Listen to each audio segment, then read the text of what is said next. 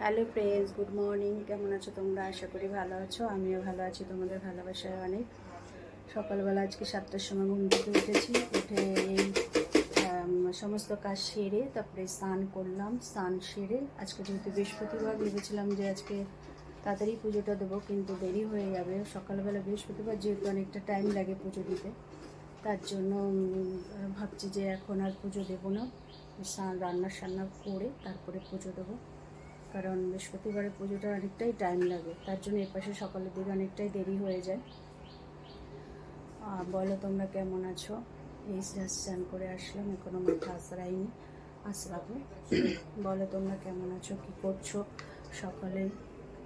আশা করি ভালো আছো।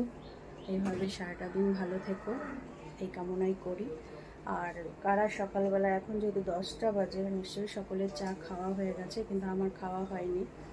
আমি খাবো, আমার ইন্ডাকশান জ্বালাবো।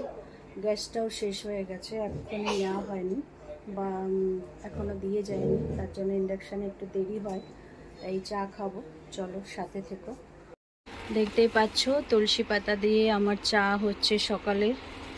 সবাই গ্রিন টি খায়, আমি এইভাবেই গ্রিন টি খাই, খুবই হালকা করে।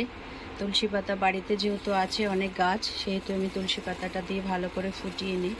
তেজপাতা দিই, বাট আজকে তেজপাতাটা দিলাম না, আজকে তুলসী পাতাটাই দিলাম। এর মধ্যে হালকা চিনি, একদমই কম, তার সাথে হালকা চা। তোমরা সকলে এইভাবে খাবে, দেখবে অনেকটাই ভালো লাগবে।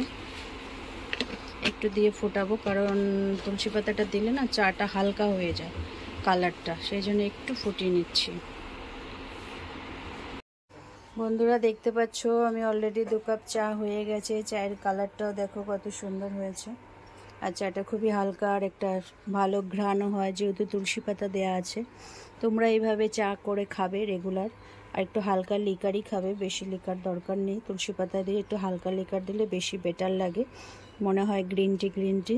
যাক, ভিডিওটা এই অবধি। ভালো লাগলে লাইক করো, কমেন্ট করো। দেখা হবে নেক্সট ভিডিওতে। সারাদিন ভালো থেকো, টাটা।